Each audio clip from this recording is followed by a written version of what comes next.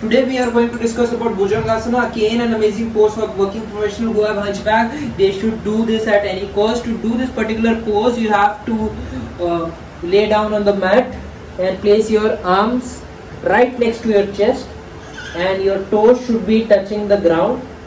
Relax your feet completely.